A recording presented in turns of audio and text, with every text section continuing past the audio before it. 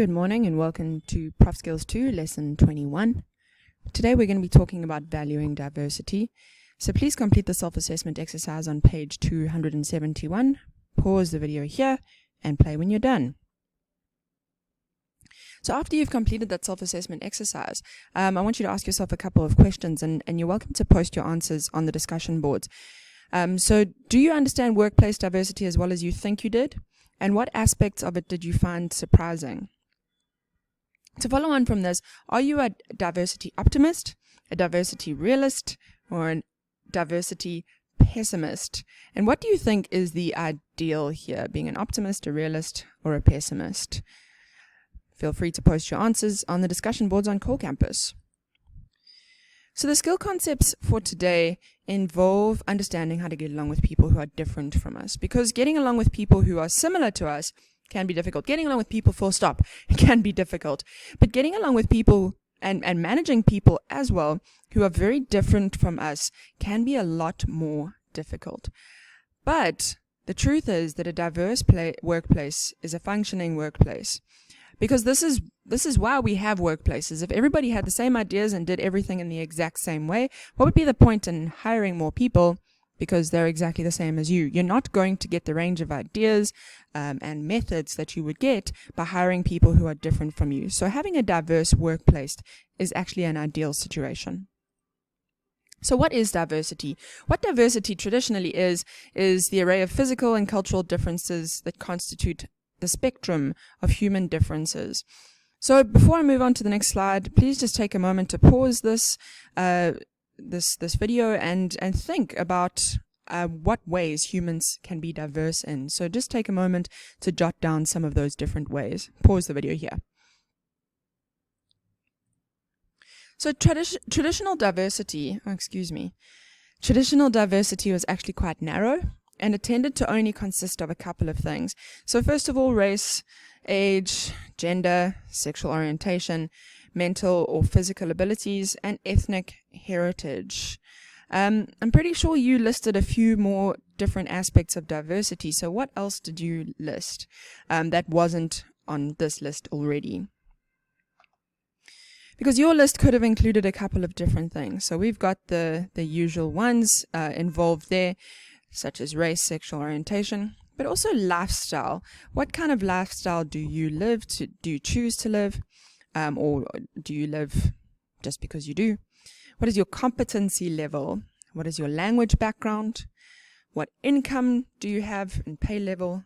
Similar kind of things there. Your mental and physical ability, as we discussed. Age. Disability is another one, whether it's mental or physical. What personality type do you have? What's your nationality? Sex and gender. And if you don't know the difference between these two, please research them. Ethnic heritage, your function within the workplace. Military experience is listed in your textbook. I don't know how relevant it is in the South African environment. And then finally, life stage, because you might be a similar age to someone, but you might have you might be living in a very different life stage to them. So an example is those people who got out of school and studied versus the people who got out of school and got married and had children. If you are in third year of university, you might be the same age as somebody who has got children and is married, but you are in a very different life stage. Remember, these are not judgments. They just are different life stages. So how can we facilitate working with diverse others? There are a couple of guidelines that we follow when working in a diverse workplace. The first thing is to embrace diversity. Now, this is something that we actually don't love doing here in South Africa. You get those people who say, I don't care if you're green, white, blue, or black. I'm going to treat you the same. We're all humans. That's not the kind of thing that we are talking about here. Because to say we are all humans, yes, we are all humans. But people from different backgrounds are different. And minimizing these differences isn't going to help us work with them any better. Because we're saying, oh, we're all the same. But in saying that, what you're really doing is assuming, oh, you are all like me, which you're not. So to embrace diversity means to go, oh, wow, these people that I'm surrounded by are different from me. And this counts in every single environment that you're in. These people are different from me. How can we all work with that and benefit from that. Like I said, diversity of ideas, methods, just opening your eyes up to different ways of thinking. Next, and to ensure this, is to make sure a company recruits broadly. So a lot of companies do have incentive schemes, and this does often work. So in other words, if I bring in another employee, I get paid a finder's fee almost. That does often work, but one of the reasons why it doesn't work is if you employ a particular kind of people, those people are going to have friends who are similar to them, so they're going to recruit people who are similar to them. Oh, we can't see that, but the next one says select fairly. So make sure you are selecting people not on racial grounds, not on ethnicity grounds or nationality grounds. You're selecting people based on the skills that they have. I mean, obviously this is different when it comes to BEE or any kind of equity employment, and this is a completely different issue. And maybe this is something that we can discuss on the discussion boards, and that is an important thing to work with. That is outside of the scope of this lecture. But maybe that's a good topic to post on the discussion boards. Next is to provide orientation and training. So to work with the people that you have around you, to provide orientation into the workplace, because every single workplace has a specific kind of culture, and to be inducted into that is an important part of the process. Next is to sensitize all employees. I don't know where all of you stand, but everyone gets really angry these days about people being oversensitive, and I think that's actually a really good thing. We should think about what we're saying before we say it. If we think about sexism in the workplace, a lot of these things just happen as a matter of fact. People will say things like, "Oh, you're doing that like a girl." What does that even mean, people? And just something like that. A seminar or something on gender or on sex, that would help sensitize employees to why statements like this, especially to young people, can be particularly harmful. Next is to be flexible. Be flexible in your approach, because if you are stuck in your approach, you're going to do things the same way that you've always been doing things, and you're never going to develop and grow. So you need to be flexible, be open to change. Motivate people individually. Because not everybody, and we've spoken about this quite in depth already, not everybody is motivated by the same thing. So find out what motivates individual people and use that to get them to perform at their best.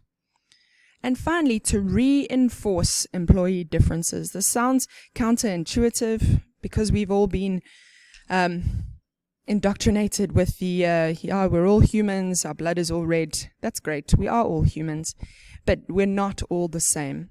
We all deserve the same, but we're not the same. And that's important, to reinforce these differences and to celebrate them. So please read the article at the following URL and look up any words or concepts that you don't understand. Then complete the concept quiz on page 275, as well as application questions and reinforcement exercises on page 282 to 283. So pause the video here and come back and play it when you're done. So the behavioral checklist for this class is to effectively work with others. We need to sensitize everyone to diversity issues. We need to communicate diversity goals, embrace diversity, demonstrate your own acceptance of diversity, motivate according to individual needs, reinforce positive and minimize negative employee differences. In the next class, we're going to be looking at ethics. Before you start the next class, I just want you to think a little bit about your own personal set of ethics. So just think for a moment about what behaviors are acceptable to you in the workplace and what behaviors are unacceptable. If you haven't been in a workplace for a considerable amount of time before, think about what behaviors are acceptable to you at college, in the lecture theatre, and what behaviors are acceptable to you, what behaviors are unacceptable. And have you ever worked with someone who has a different set of ethics to you, and what was the result? And I think it would be interesting to think about this in relation to COVID and mask wearing behaviors. So is it unethical to wear a mask? Is it unethical to not wear a mask in the workplace, knowing that you could be infected, be asymptomatic, not know that you're infected, and pass it on to other people? would something like this, could you be, if somebody caught COVID from you and got sick and passed away, do you think you could be held accountable for them if you knew that you were sick and you passed it on to them anyway? These are ethical questions, and they're ethical questions that we are grappling with right now because we don't really know the answer. So what do you guys think? Another interesting thing to please post on the discussion boards. Thanks for attending today, everyone. See you next time.